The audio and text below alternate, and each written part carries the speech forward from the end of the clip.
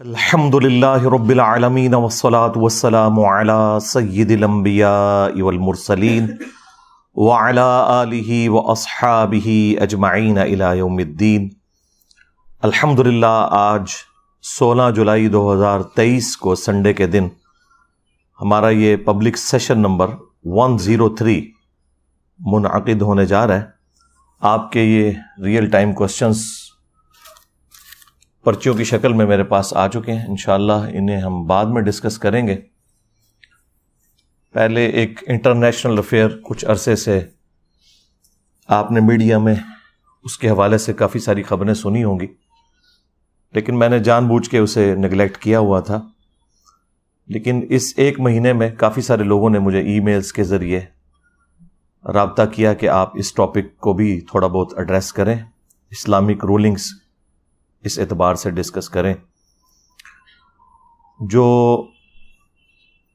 18 جون 2023 کو آلموسٹ ایک مہینہ پہلے ایک سبمرسیبل ٹائٹن کا ایک حادثہ ہوا تھا، جو ٹائٹینک بحری جہاز ڈوبا تھا 15 جولائی 1912 کو۔ اس کے ملبے کو، ڈیبریز کو دیکھنے کے لیے وہ لوگ گئے تھے ایک سیاحت کے طور پر۔ اس کے اعتبار سے اسلامک رولنگز کیا ہیں اس کو انشاءاللہ تعالی میں ڈسکس کروں گا۔ ٹائٹینک آپ کو پتہ ہے ایک اتنا بڑا بحری جہاز تھا کہ جس میں آلموسٹ 2 سے 2,500 لوگ بیٹھ سکتے تھے، اور جس شخص نے اسے ڈیزائن کیا اس کا یہ دعویٰ تھا کہ یہ کبھی ڈوبے گا نہیں۔ ظاہر ایک تکبر کا جملہ اس کی زبان سے نکلا، اور پریکٹیکلی پھر آپ نے دیکھا کہ وہ اپنے پہلے ہی سفر میں ڈوب گیا 1912 کے اندر، اٹلانٹک کے اندر، بحر اوقیانوس جسے ہم کہتے ہیں۔ اور اس کے اوپر 1997 میں ہالی ووڈ نے ایک فلم بھی بنائی تھی، وہ کافی زیادہ ہٹ ہوئی۔ وہ فلم ایگزیکٹلی اس طرح نہیں ہے، کچھ اس میں انہوں نے ظاہر ہے کہ ایسی چیزیں بھی داخل کی ہیں جس کی وجہ سے ذرا نوجوان نسل کا انٹرسٹ پیدا ہو جائے، ادروائز وہ جینوئنلی ایک چین تھی مسٹیکس کی جس کا اینڈ رزلٹ ٹائٹینک کے ڈوبنے پہ ہوا۔ اس کے حوالے سے مختلف آپ کو ویلاگز لوگوں کے مل جائیں گے، پھر میں وہ ریفر کروں گا دھروو راٹھی کو، جو ہمارے پڑوسی ملک انڈیا کے اندر ایک آپ سمجھ لیں ایجوکیشن کے پوائنٹ آف ویو سے بہت بڑی نعمت ہے۔ انہوں نے اس کے حوالے سے ایک تفصیلی ویڈیو بنائی ہے، وہ آپ دیکھیں۔ آلموسٹ 17 ملین لوگ وہ ویڈیو ان کی دیکھ چکے ہیں، فیکٹس اور فگرز کے ساتھ انہوں نے ساری چیزوں کو ڈسکس کیا۔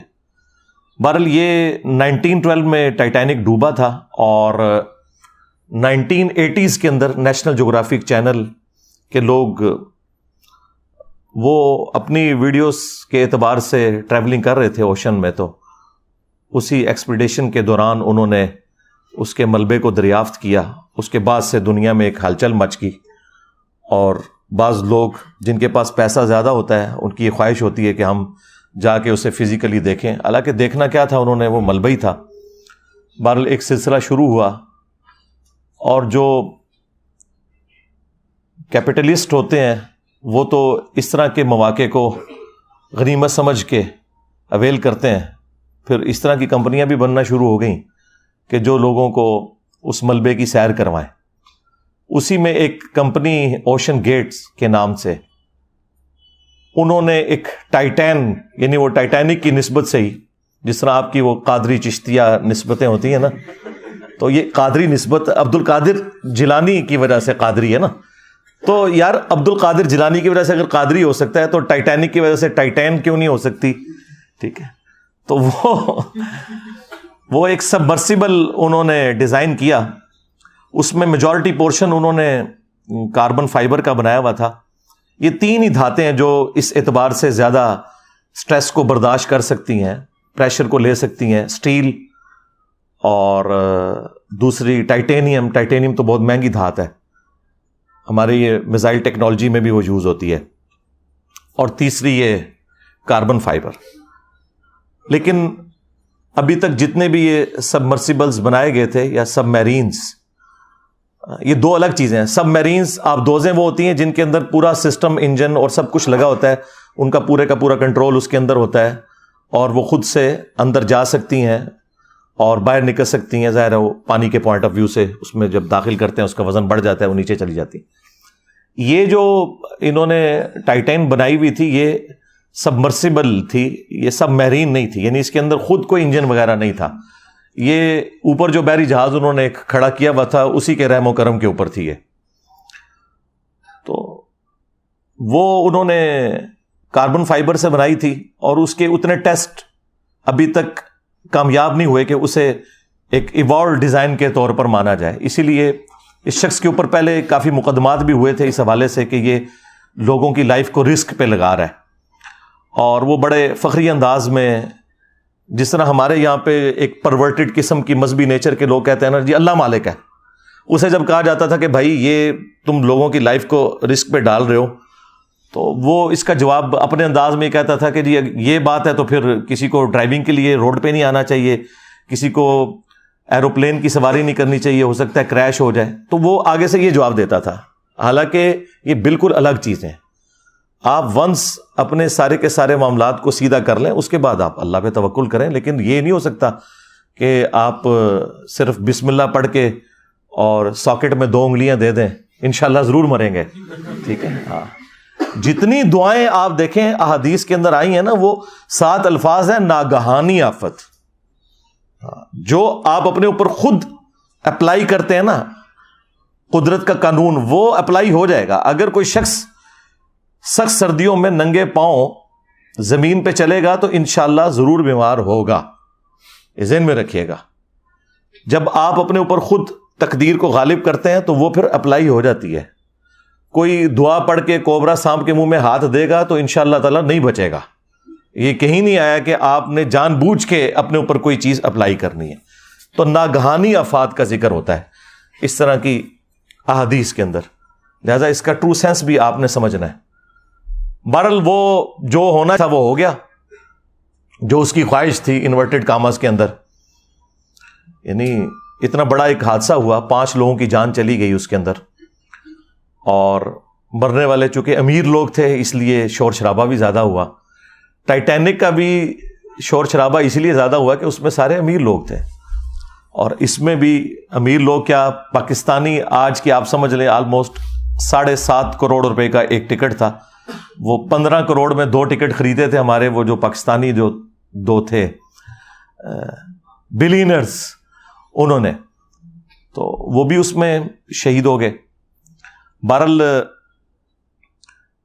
پیرلل میں اسی وقت آپ دیکھیں کہ یونان کے پاس ایک کشتی کو بھی حادثہ پیش آیا جس کے اندر آلموسٹ 700 لوگ سوار تھے اور 500 سے زیادہ اس میں بھی شہید ہوئے. لیکن اس کی خبر اس طریقے سے دنیا میں نہیں آئی کیونکہ وہ مرنے والے غریب لوگ تھے, تارکین وطن تھے. باقی وہ جو اللیگل طریقے سے جا رہے تھے وہ تو چیز غلط ہے, لیکن انسانی جان کی تو حرمت ہے نا. وہ تو سورۃ المائدہ میں اللہ تعالیٰ نے واضح فرمایا کہ جس نے ایک جان کو بھی ناحق قتل کیا سوائے 2 ایکسیپشنز کے, یا وہ شخص فساد فی الارض کرنے والا تھا یا وہ قتل کے بدلے قتل والا معاملہ, اور وہ بھی جوڈیشری کے تھرو. ان 2 استثناء کے سوا کسی نے اگر کسی ایک جان کو بھی قتل کیا تو گویا اس نے پوری انسانیت کا قتل کر دیا, اور جس نے ایک جان کو بچایا گویا اس نے پوری انسانیت کو بچا لیا. بہرحال وہ غریب لوگوں کا تو اتنا کوئی پرسان حال نہیں تھا. بعد میں جب تھوڑی بہت ہمارے جیسے جن کو آپ لبرلز کہتے ہیں انہوں نے آواز اٹھائی تو اس کی وجہ سے دنیا کو ہوش آیا کہ یار یہ غریب لوگ بھی مرے ہیں, ان کے بارے میں بھی کوئی خبر آنی چاہیے. تو وہ جو 5 لوگ اس حادثے میں جاں بحق ہوئے ان میں اس ٹائٹین کا خود مالک بھی تھا, وہ بھی اس میں بیٹھا ہوا تھا. شاید اسی کی وجہ سے لوگوں کو یہ کانفیڈنس آیا کہ یہ اس کے اندر بیٹھا جا سکتا ہے. لیکن اس کے بیٹھنے سے کیا فرق پڑنا تھا, وہ تو ڈوب گئی. کوئی چھوٹا موٹا سفر نہیں تھا. 12,000 فٹ سمندر کی تہہ کے اندر, تو یہ آلموسٹ آپ سمجھ لیں 4 کلومیٹر بنتا ہے.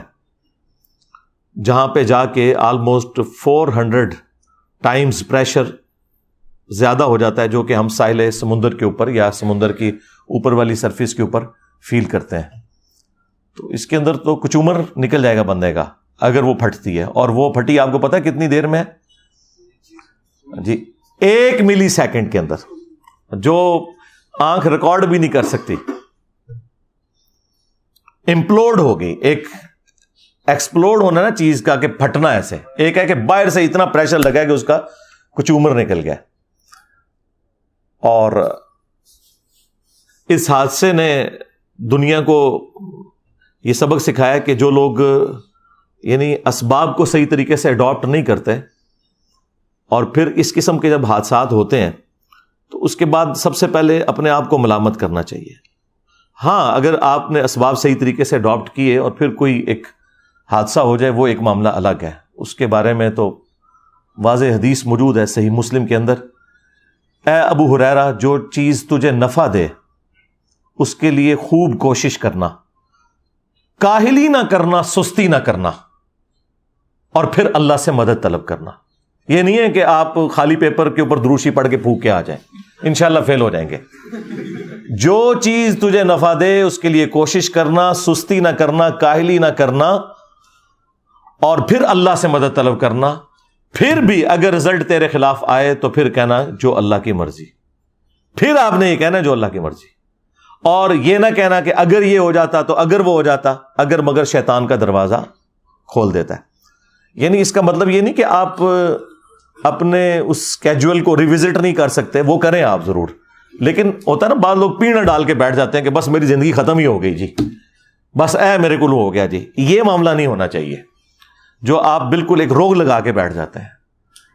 کوشش پوری کریں, اپنی طرف سے محنت پٹ کریں, اور اس کے بعد معاملات اللہ کے اوپر چھوڑ دیں.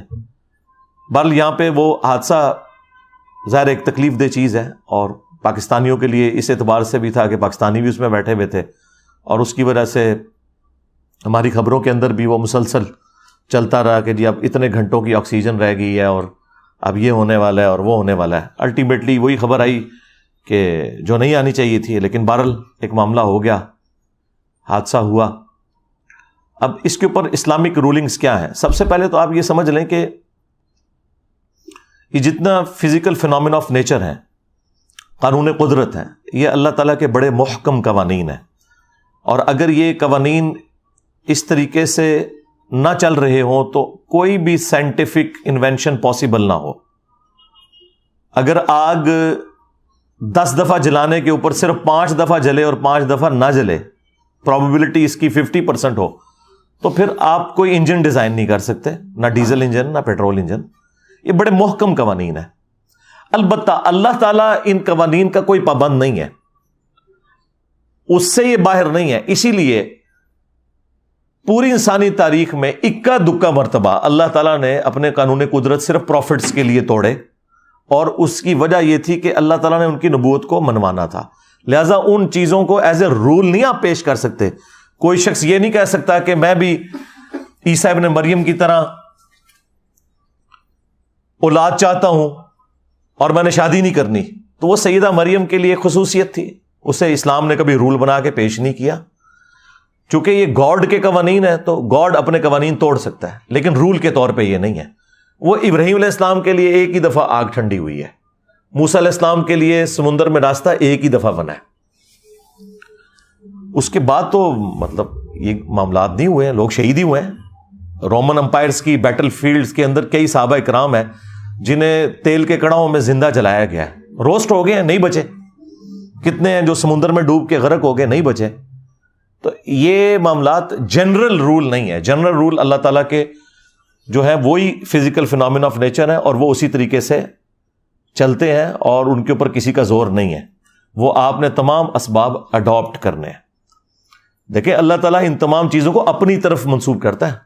وَلَهُ الْجَوَارِ الْمُنْشَآتُ فِي الْبَحْرِ كَالْأَعْلَامِ, اور اسی کے ہیں جہاز جو سمندروں میں تیر رہے ہیں پہاڑوں کی مانند. وہ اس وقت بڑے بڑے بادبان والے جہاز ہوا کرتے تھے, تو اللہ نے فرمایا یہ میرے ہیں جو کہ یہ تیر رہے ہیں, اور یہ اللہ کے حکم سے تیر رہے ہیں. یہ سارے کے سارے معاملات اللہ تعالیٰ اپنی طرف اس لیے منسوب کرتا ہے کہ فزیکل فینومینا آف نیچر جو ہے، جو قدرت کے قوانین ہیں، یہ اللہ تعالیٰ نے محکم بنایا ہے. اگر یہ چیزیں نہ ہوں تو کوئی بھی چیز پاسبل نہ ہو. وہ ہمارے ایک فزکس کے پروفیسر ہیں ہود بھائی، وہ کہتے ہیں میں جہاز میں بیٹھا ہوا تو ایک بندے سے میں نے پوچھا یہ جہاز کون اڑا رہا ہے، تو اس نے کہا اللہ اڑا رہا ہے. تو وہ کہنے لگے کہ دیکھیں لوگ ہر چیز کو اس طرح منسوب کرتے ہیں، تو ایک پورشن تو اس کا درست ہے، اللہ ہی اڑا رہا ہے. آج بوئنسی ختم ہو جائے تو یہ ہوائی جہاز نہیں اڑ سکتے. ایئر پاکٹس، میں نے خود سفر کیا ہے، بعض اوقات ایئر فلائٹ کے دوران ایئر پاکٹس آتی ہیں اور سینکڑوں فٹ اچانک جہاز نیچے آ جاتا ہے کیونکہ نیچے ہوائی غائب ہوئی ہوتی ہے وہاں پہ. تو یہ فورس آف بوئنسی اللہ تعالیٰ نے رکھی ہے. سائنس جو ڈیل کرتی ہے نا وہ فزیکل فینومینا آف نیچر سے کرتی ہے. ہاں، اور یہ سائنس کی عاجزی ہے کہ وہ اس سے پیچھے نہیں جاتی. وہ آپ کو یہ بتائے گی کہ یہ جو زلزلہ آتا ہے یہ ٹیکٹونک پلیٹس کی ڈسٹربنس کی وجہ سے آتا ہے. اب ان سے یہ پوچھیں کہ یہ ایسا کیوں ہوتا ہے اور کس وقت میں ہوتا ہے، وہ کہتے ہیں it is physical phenomena of nature. اسی کے اندر تو قیامت مضمر ہے، یہ کون ڈیسائیڈ کرتا ہے؟ تو ہر فزیکل فینومینا کے پیچھے الٹیمیٹ ریزن گاڈ ہے. God is the only explanation of all the physical phenomena in this universe. ہم تو صرف ڈسکوریز کرتے ہیں. نیوٹن نے ڈسکوری کی ہے کہ گریویٹیشنل فورس ہے جو کہ کوئی بھی دو میٹیریل باڈیز ہیں وہ آپس میں ایک دوسرے کو اس فورس کی وجہ سے کھینچ رہی ہیں، جو ڈائریکٹلی پروپورشنل ہے ان کے ماسز کے اور انورسلی پروپورشنل ہے ان کے درمیان جو ڈسٹنس ہے اس کے اسکوائر کے. لیکن یہ اس نے دریافت کیا. اس رول نے ان میٹیریل باڈیز کو پیدا نہیں کیا. ہم نے یہ دریافت کیا ہے کہ ود رسپیکٹ ٹو زمین سورج مشرق سے طلوع ہو کر مغرب میں غروب ہوتا ہے. ویسے تو وہ طلوع اور غروب نہیں ہوتا، لیکن یہ ود رسپیکٹ ٹو ارتھ ہے ایک کامن آبزرویشن کے اندر. لیکن اس رول نے سن کو پیدا نہیں کیا. اسی طریقے سے انڈے میں سے چوزا نکلنا یہ ہماری آبزرویشن ہے. اس آبزرویشن کو ہم جتنا بھی ڈیپ ڈگ کریں الٹیمیٹلی ہم کہتے ہیں فزیکل فینومینا آف نیچر ہے، ایسا ہی ہوا کرتا ہے. تو یہ جہازوں کو اللہ نے اپنی طرف منسوب کیا ہے. اگر فورس آف بوئنسی نہ ہو فلوئڈ کے اندر تو کوئی بھی چیز تیر نہیں سکتی، نہ ہوا کے اندر اور نہ سمندروں کے اندر. آپ کو پتہ ہے یہ ارشمیدس جو تھا، ارکمیڈس، ہم اردو میں ارشمیدس کہتے ہیں، یہ 300 قبل مسیح اس نے یہ دریافت کی تھی فورس آف بوئنسی. اس وقت وہ ٹب میں نہا رہا تھا اور جب اس طرف اس کا دماغ گیا، نہ تو لوگ صدیوں سے رہے تھے بس جس کے اوپر اللہ تعالیٰ قدرت کے قوانین کھول دے، تو وہ اتنا خوش ہوا کہ وہ بغیر کپڑوں کے ہی اٹھ کے باہر نکلا کہ میں نے پا لیا، میں نے پا لیا. کیا پا لیا؟ اس رول کو اس نے سمجھ لیا کہ یہ جو فورس اوپر کی طرف لگتی ہے اس کی کیلکولیشن کیسے ہوگی فورس آف بوئنسی کی، اور اس کے اوپر ہی آج سارے کے سارے معاملات چل رہے ہیں. ایک سوئی سمندر میں ڈوب جاتی ہے لیکن لاکھوں ٹن وزنی جہاز نہیں ڈوبتا. کیوں؟ کہ وہ فورس آف بوئنسی کا جو قانون ہے اس کو مد نظر رکھتے ہوئے بنایا جاتا ہے. فورس آف بوئنسی یہ ہے کہ جب بھی کوئی فلوٹنگ آبجیکٹ سمندر یا پانی میں رکھا جائے تو جب وہ پانی کے اندر ڈوبنے لگتا ہے، یہ پانی کے اوپر رکھا جاتا ہے تو وہ پانی کو ڈسپلیس کرتا ہے. وہ جتنا پانی ڈسپلیس کرتا ہے، آپ دیکھتے ہیں بحری جہاز بھی کچھ ڈوبا ہوا ہوتا ہے کچھ باہر نکلا ہوتا ہے، وہ جتنا پانی ڈسپلیس کرتا ہے نا اس پانی کا جتنا وزن ہے نا اس وزن کے برابر فورس اوپر کی طرف لگتی ہے، اسے فورس آف بوئنسی کہتے ہیں. اگر وہ فورس اس جہاز کے وزن کے برابر ہو پھر تو وہ جہاز تیر سکتا ہے، یا زیادہ ہو تب تو تیر سکتا ہے، لیکن اگر جہاز کا وزن اس سے زیادہ ہو جائے پھر جہاز ڈوب جائے گا. تو بحری جہاز یہ آپ کو دیکھنے میں اسٹیل کی سٹرکچر نظر آ رہی ہے لیکن اندر سے ہالو بنائے جاتے ہیں تاکہ جو اتنا بڑا سرفیس ایریا ہے اس کے اندر اس کا وزن کم ہو، اس کی ڈینسٹی کو کم کرنے کے لیے.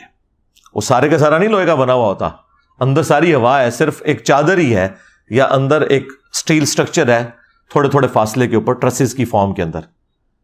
تو اسی لیے ہوائی جہاز ہوا میں اڑتے ہیں کہ وہ فورس آف بوئنسی کو اوور کم کر لیتے ہیں اور وہاں وہ آپ چیز اپلائی کرتے ہیں جیٹ انجن کے ذریعے.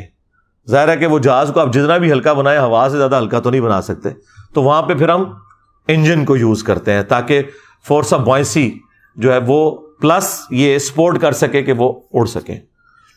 اور یہاں پر جو بحری جہاز ہے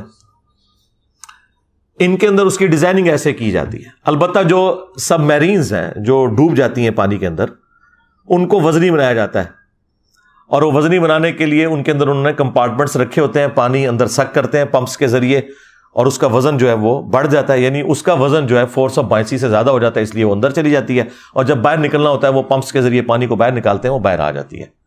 تو یہ ایک اس کا بیسک پرنسپل ہے۔ بہرحال یہاں پر جو یہ سبمرسیبل تھی یہ باہر نہیں نکل سکی، اندر ہی سب کا کچومر نکل گیا، اور اس کے بعد پھر مختلف قسم کی گفتگو لوگوں میں ہونا شروع ہو گئی کہ کسی نے کہا یہ حرام موت مر گئے ہیں، کیا ضرورت تھی اتنا پیسہ خرچ کرنے کی، اور کسی نے کہا جی شہید ہو گئے ہیں۔ بہرحال یہ دونوں ایکسٹریم رویے ہیں۔ میرا خیال ہے کہ کوئی حرج نہیں ہے اگر کوئی شخص اس اعتبار سے اگر کوئی ریلائبل سواری ہے اور اس میں سفر کرنا چاہتا ہے، خواہ وہ ہوائی جہاز ہو یا سبمرسیبل ہو یا سب میرینز ہوں یا بحری جہاز ہوں، بشرطے کہ وہ تمام کے تمام رولز کو کنسیڈر کر کے بنائے گئے ہوں، تو اس میں کوئی حرج نہیں ہے، اس کا رائٹ ہے۔ اگر کسی کو اللہ نے پیسہ دیا ہے تو چاہے وہ ہوائی جہاز میں مہنگے والا ٹکٹ لے کے سفر کرے، خواہ وہ کسی سبمرسیبل میں اس اعتبار سے سفر کرے، تو یہ جواز کی حد تک تو درست ہے۔ لیکن یہ بات درست ہے کہ اس سے زیادہ حقدار وہ لوگ ہیں جن کے پاس 2 وقت کی روٹی نہیں کھانے کے لیے، ان کے اوپر پیسہ لگایا جائے بجائے اتنے مہنگے کاموں میں لگانے کے۔ اور میرا خیال ہے وہ انہوں نے کیا دیکھنا تھا، اس سے بہتر تو ہم بڑی سکرین کے اوپر دیکھ لیتے ہیں، ادھر تو سکرین بھی چھوٹی سی تھی، اس میں سے کیا نظر آنا تھا۔ اس سے بہتر فارم میں ہم گھر بیٹھ کے اپنے ایئر کنڈیشن کمرے کے اندر وہ سارے کے سارے مناظر دیکھ سکتے ہیں۔ بہرحال قرآن حکیم میں اللہ تعالیٰ نے مختلف مقامات کے اوپر زمین میں سیر کرنے کا، چلنے پھرنے کا حکم دیا ہے، لیکن وہ سب کچھ عبرت کے لیے ہے، اور اس اعتبار سے آپ کو ضرور سفر کرنا چاہیے۔ اسلام گاڈ اورینٹڈ ہے۔ اسلام میں ہے کہ آپ کوئی بھی ایکٹیویٹی پرفارم کر رہے ہیں، اگر خدا کو بیچ میں انوالو کر لیتے ہیں تو وہ آپ کا دین ہے۔ اس اعتبار سے سورۃ الحج میں 2 آیات ہیں، آیت نمبر 45 اور 46۔ اعوذ باللہ من الشیطان الرجیم، بسم اللہ الرحمن الرحیم۔ فَكَأَيٍّ مِّن قَرْيَةٍ أَهْلَكْنَاهَا، اور کتنی ہی بستیاں ایسی ہیں جن کو ہم نے ہلاک کر دیا، وَهِيَ ظَالِمَةٌ فَهِيَ خَاوِيَةٌ عَلَىٰ عُرُوشِهَا، جو کہ ظالم تھیں، نافرمان تھیں، اور آج وہ الٹی پڑی ہوئی ہیں، کھنڈرات کی شکل میں دیکھی جا سکتی ہیں۔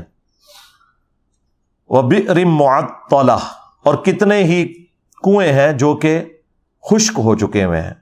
وَقَصْرٍ مَّشِيدٍ، اور کتنے ہی قلعے ہیں جو کہ ویران ہو چکے ہیں۔ آپ نے یہ دونوں چیزیں اگر پریکٹیکلی دیکھنی ہے تو یہ قلعہ روتاس جہلم میں موجود ہے، اس کے اندر آپ کو بڑے بڑے کنویں بھی نظر آئیں گے۔ ایک بہت بڑا کنواں ہے جہاں سیڑھیوں سے ہاتھی اتر کے پانی پیا کرتے تھے، اور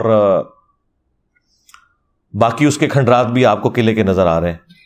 تو اللہ تعالیٰ فرما رہا ہے کہ یہ تمام چیزیں جو ہے یہ اللہ تعالیٰ کی اس اعتبار سے نشانیاں ہیں۔ افلم یسیروا فی الارض، تو کیا انہوں نے زمین میں سیر کر کے گھوم پھر کے نہیں دیکھا؟ فتکون لہم قلوب یعقلون بہا، تو کیوں نہ ایسا ہوا کہ ان کے دل ہوتے جس سے یہ سوچتے۔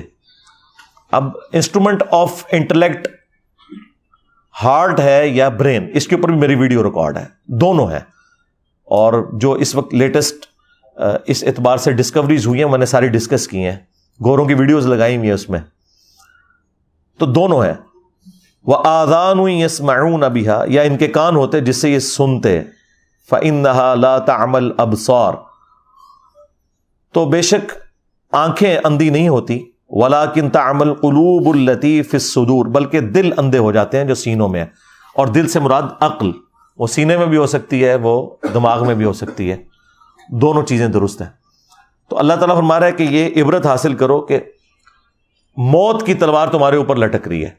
اس اعتبار سے ٹائٹینک کا ملبہ، ڈیبریز دیکھنا، وہ بھی اسی کیٹیگری میں فال کرتا ہے کہ اتنی وجاہت کے ساتھ لوگ نکلے تھے اور موت کا شکار ہوئے۔ اس سے آپ عبرت حاصل کریں، انہیں کوئی برا نہیں کہنا، لیکن اس میں احتیاط کا پہلو اپنی جگہ ہونا چاہیے. وہ قرآن میں واضح یونیورسل ٹروتھ آیا ہے, وَلَا تُلْقُوا بِأَيْدِيكُمْ إِلَى التَّهْلُكَةِ, اپنے ہاتھوں سے اپنے آپ کو ہلاک مت کرو. کوئی بھی کام جو آپ کو موت کی طرف لے جائے بے احتیاطی والا, وہ اسلام نے حرام کیا ہے. اسی کے تحت میں نے کہا کہ سگریٹ پینا حرام ہے, کیونکہ یہ سلو پوائزننگ ہے. جو شخص بلڈ پریشر کا مریض ہو چکا ہے اور وہ جان بوجھ کے زیادہ نمک استعمال کرتا ہے تو وہ سلو پوائزننگ کر رہا ہے, اس کے لیے حرام ہے یہ, کیونکہ صحت کی بھی تو آپ نے حفاظت کرنی ہے. وَلَا تُلْقُوا بِأَيْدِيكُمْ إِلَى التَّهْلُكَةِ, اپنے ہاتھوں سے اپنے آپ کو ہلاکت میں مت ڈالو.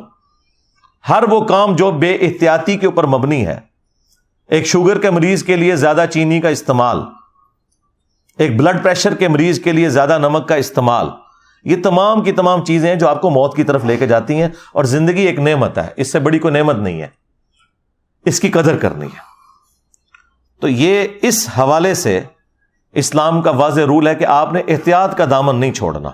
صحیح بخاری اور صحیح مسلم دونوں کے اندر حدیث موجود ہے کہ اللہ کے محبوب صلی اللہ علیہ وآلہ وسلم نے فرمایا کہ برتن رات کو ڈھانپ دیا کرو, کیونکہ برتنوں کے اندر کوئی چیز بھی داخل ہو سکتی ہے, کوئی زہریلی چیز, کتنی ڈیتھس ہوتی ہیں. اور چراغ بجھا دیا کرو رات کو سونے سے پہلے. آگ انسان کی دشمن ہے, بعض اوقات چوہا اس بتی کو لے جاتا ہے اور سارے گھر والے جل جاتے ہیں. یہ نبی الاسلام نے فرمایا, کیونکہ بخاری مسلم میں آتا ہے کہ رسول اللہ صلی اللہ علیہ وآلہ وسلم کے مبارک زمانے کے اندر ایک گھر تھا جس میں رات کو دیا جل رہا تھا اور وہ دیا بجھانا بھول گئے. اس کی وجہ سے وہ چوہا جو ہے جب وہ اس دیے کی بتی کو لے کے بھاگا تو جہاں جہاں سے وہ گزرا وہ آگ لگ گئی اور وہ جل کے راکھ ہو گئے. تو نبی الاسلام فرمایا رات کو آگ بجھایا کرو. آج کے اعتبار سے آپ نے رات کو جو اکثر سنتے ہیں, خصوصاً ہمارے پنڈی اسلام آباد میں تو یہ ہر سال واقعہ ہوتا رہتا ہے کہ رات کو ہیٹر بند کرنا بھول گئے. آٹومیٹک ہیٹرز جو ہیں وہ تو تھوڑے مہنگے آتے ہیں, وہ ہر بندہ افورڈ نہیں کر سکتا. تو جب لوڈ شیڈنگ ہوتی ہے تو وہ بند ہوتا ہے, اور جب پھر گیس آتی ہے تو کتنے لوگ اس میں مارے جاتے ہیں. ابھی تو یہ بڑی نیکی کرتے ہیں ہمارے سوئی ناردرن اور ساؤدرن کے لوگ کہ اس کے اندر سلفر مکس کی ہوئی ہوتی ہے. ادروائز آپ کو پتہ ہے یہ جو زمین سے گیس نکلتی ہے اس کی اسمیل نہیں ہوتی, اس کے اندر خود اسمیل ڈالی جاتی ہے تاکہ کہیں پہ لیکیج ہو تو آپ کو پتہ چل جائے. بہرحال نبی الاسلام کے زمانے میں وہ چوہا بتی اس لیے لے گیا تھا کہ اس وقت جو دیے تھے وہ کھانے والے تیل میں بنائے جاتے تھے. اس زمانے میں مٹی کا تیل دریافت نہیں ہوا تھا. مٹی کا تیل اگر چوہا پی لے تو مر جائے گا. ہاں, کئی لوگوں کو جن کو جوئیں پڑی ہوتی ہیں تھوڑا سا وہ مٹی کا تیل لگائیں, یا کسی کے وہ دانت میں ایشوز ہوتے ہیں تو وہ لگاتے ہیں, تو وہ تو ایک زبردست اس اعتبار سے کیورنگ چیز بھی ہے. تو وہ اس زمانے میں مٹی کا تیل نہیں, وہ کھانے کا تیل ہوتا تھا.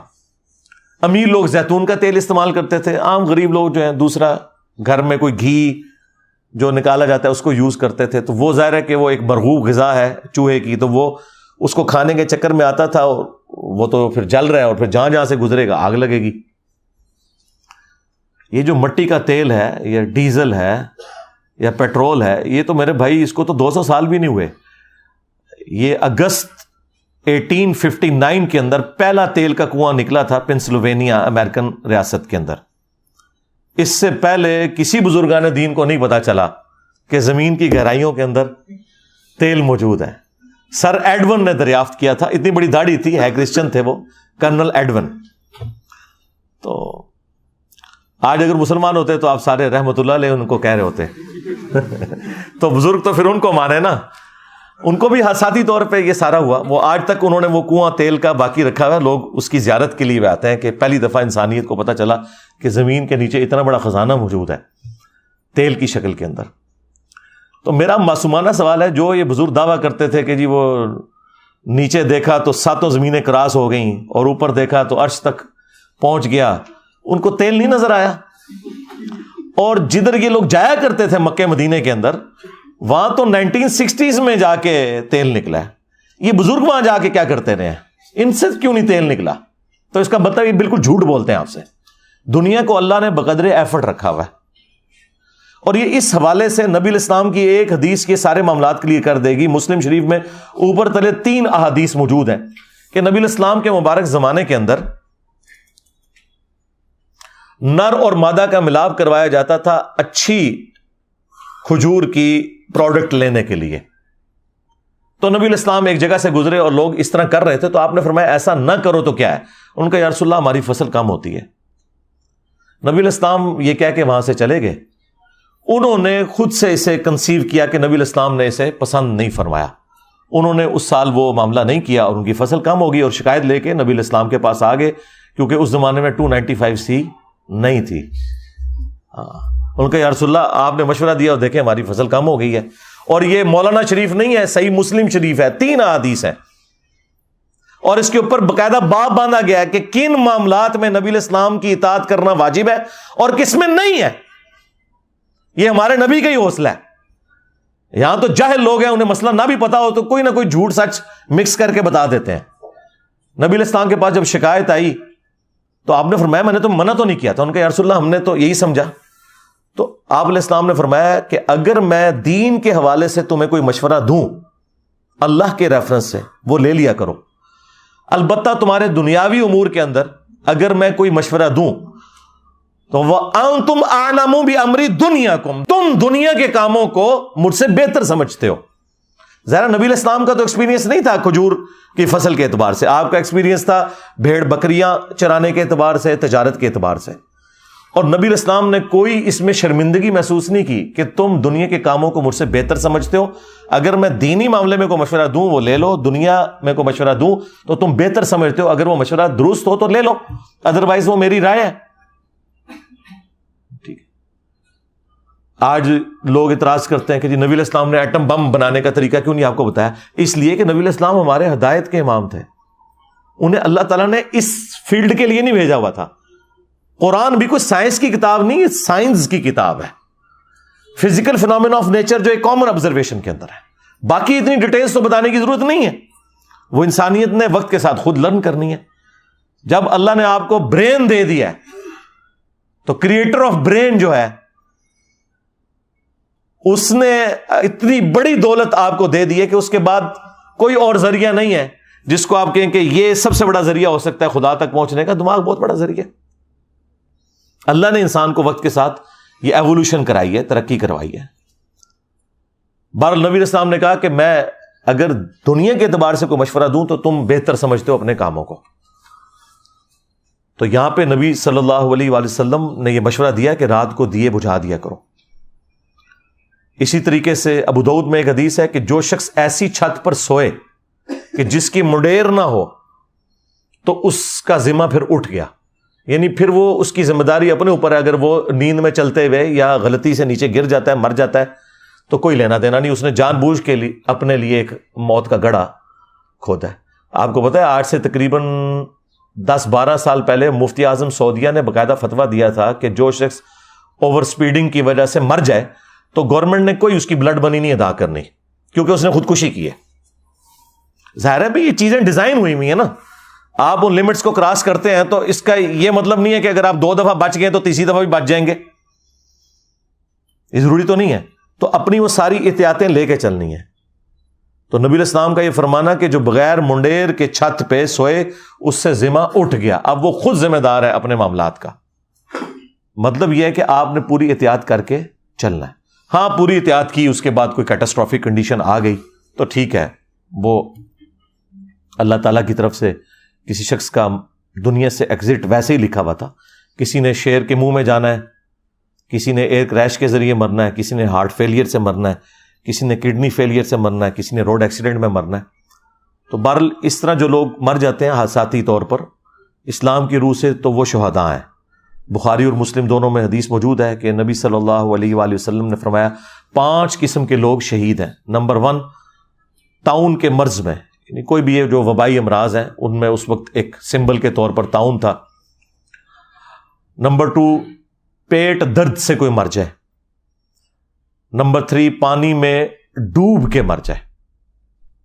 نمبر 4 کسی دیوار کے نیچے دب کے مر جائے, یعنی زلزلے میں جس طرح لوگ مر جاتے ہیں.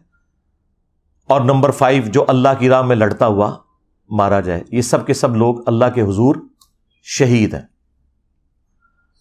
اور ابو داؤد اور سنن نسائی میں ایک اور حدیث موجود ہے. اس میں نبی علیہ السلام نے فرمایا جو آگ میں جل کے مر جائے وہ بھی شہید ہے، جو جسم کے اندر کسی پھوڑے کے نکلنے پر مر جائے جس طرح کینسر وغیرہ وہ بھی شہید ہے، اور جو عورت پریگنینسی کے دوران یا ڈلیوری کے دوران فوت ہو جاتی ہے وہ بھی اللہ کے حضور شہید لکھی جائے گی۔ تو اس اعتبار سے ایک شہید والا معاملہ ہے، وہ اپنی جگہ ہے، لیکن جان بوجھ کے ایسے معاملات کرنا، اپنے آپ کو ہلاکت میں ڈالنا کہ وہ خودکشی کے زمرے میں آ جائے، تو وہ تو بڑا ایک سخت معاملہ ہے اسلام میں۔ بخاری مسلم میں حدیث موجود ہے، نبی علیہ السلام نے فرمایا کہ جو شخص جان بوجھ کے خودکشی کرتا ہے، سوئیسائڈ کرتا ہے، کوئی شخص، پھر نبی علیہ السلام نے اسے ایکسپلین کیا، کوئی شخص تیز دھار کا آلہ اپنے پیٹ میں مارے یا زہر پی لے یا اپنے آپ کو بلندی سے گرا لے، تو جس طریقے سے وہ اپنے آپ کو موت کا شکار کرے گا، جہنم میں یہی عذاب اس کے اوپر مسلط کیا جائے گا، وہ بار بار اپنے آپ کو اسی طریقے سے تکلیف دیتا رہے گا، والعیاذ باللہ تعالی۔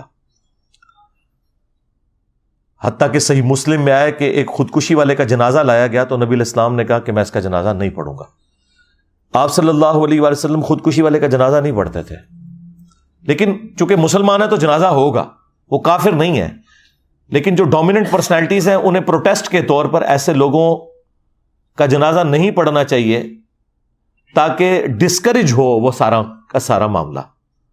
ہمارے جیلم شہر میں آج سے آلموسٹ 14 سال پہلے میرے ایک اسٹوڈنٹ تھے، آلموسٹ 15-16 سال اس کی عمر تھی، اس نے حفظ کیا ہوا تھا، دعوت اسلامی کے وہ مدرسے میں پڑھتا تھا، تو نیا نیا میرے درس میں آنا شروع ہوا، پھر اس کے ساتھ کوئی ایسے معاملات ہوئے تو اس نے وہ تیزاب پی کے نا وہ خودکشی کر لی۔ جیلم کی تاریخ کا سب سے بڑا جنازہ ہوا تھا، لیکن میں نے جنازہ نہیں پڑھا، حالانکہ وہ اسٹوڈنٹ تھا۔ میں نے کہا میں نے نہیں جانا، اس کی وجہ یہ ہے کہ اس سے تو یہ چیز پھر پروموٹ ہوگی۔ خودکشی والے کا جنازہ نبی صلی اللہ علیہ وآلہ وسلم نے نہیں پڑھا، البتہ صحابہ کرام نے ضرور پڑھا، ظاہر مسلمان ہے، اسے دفنانا ہے، اور اگر اللہ چاہے تو اس کی مغفرت بھی کرے۔ وہ مسلم شریف میں ایک حدیث موجود ہے، ایک صحابی تھے سابقون الاولون میں سے، ہجرت مدینہ انہوں نے کی ہوئی تھی، تو انہیں کوئی بیماری ایسی لگ گئی کہ انہوں نے پھر خودکشی کر لی، اپنی ہاتھ کی رگیں کاٹ لیں۔ اسی دوران وہ جب مر گئے تو کچھ عرصے بعد ایک دوسرے صحابی تھے، انہوں نے انہیں خواب میں دیکھا، اور خواب میں دیکھا کہ ان کی حالت تو ٹھیک ہے لیکن وہ ہاتھ انہوں نے کپڑے سے باندھا ہوا ہے اور چھپایا ہوا ہے۔ تو وہ کہتے ہیں میں نے اسے پوچھا تمہارے ساتھ کیا معاملہ ہوا؟ انہوں نے کہا اللہ نے مجھے بخش دیا ہجرت کی وجہ سے، نبی علیہ السلام کے ساتھی ہونے کی وجہ سے، البتہ یہ میرا ہاتھ جو ہے نا یہ اللہ نے ٹھیک نہیں کیا، کیونکہ اللہ نے فرمایا یہ تم نے خود خراب کیا تھا۔ تو یعنی بخشنے کے باوجود یہ معاملہ چل رہا ہے۔ پھر نبی علیہ السلام نے ان کے لیے دعا کی کہ اے اللہ اس کے ہاتھ کو بھی درست کرتے، تو حضور کی دعا کا چلے کوئی حصہ مل گیا۔ ادروائز اس سے یہ بھی پتہ چلا کہ نبی علیہ السلام نے خودکشی والے کے لیے دعا کی ہے مغفرت کی، اس میں کوئی حرج نہیں ہے، دعا کی جا سکتی ہے، لیکن یہ عمل ایسا ہے کہ اسے ڈسکریج کرنا چاہیے، اس کو پروموٹ نہیں کرنا چاہیے، اور جو کوئی اس قسم کی ایکٹیویٹیز پرفارم کرتے ہیں ان کی ان ایکٹیویٹیز کو اس اعتبار سے ڈسکریج کرنا چاہیے تاکہ مستقبل میں کوئی اور اس طرح کی ایکٹیویٹی پرفارم نہ کرے خودکشی کرنے والی۔ میں نے ہر اینگل سے اسے اس حوالے سے ڈسکس کیا تاکہ جو ایکسٹریم رویے ہیں وہ اپنی جگہ سیٹل ہو جائیں۔ بعض لوگ جو ہیں وہ اسی شہادت کی کیٹیگری میں فال کروا رہے ہیں کہ جی پانی میں ڈوب کے مر گئے ہیں، اور بعض لوگ کہہ رہے ہیں نہیں انہوں نے خودکشی کر لی ہے، انہوں نے جان بوجھ کے ایسا معاملہ کیا ہے۔ بعض لوگ کہہ رہے ہیں کہ جی وہ فضول خرچی والا ایک ایلیمنٹ بیچ میں آ گیا۔ یہ ساری چیزیں اپنی جگہ درست ہیں، لیکن اگر کسی شخص کے پاس حلال کا مال ہے اور وہ اپنے اوپر خرچ کرنا چاہتا ہے تو اس کے اوپر کوئی ممانعت نہیں ہے۔ البتہ ایسا نہیں ہونا چاہیے کہ کوئی ایسا راستہ اڈاپٹ کرے کہ اس کی وجہ سے وہ موت کے منہ میں چلا جائے جان بوجھ کے۔ ہاں اگر احتیاط پوری کی ہوئی ہے تو ٹھیک ہے، کوئی حرج نہیں، اس کے بعد اگر کوئی شخص اس طرح کے حادثے کا شکار ہوتا ہے تو کوئی ایسا معاملہ نہیں ہے، لیکن اپنی طرف سے احتیاط پوری ہونی چاہیے۔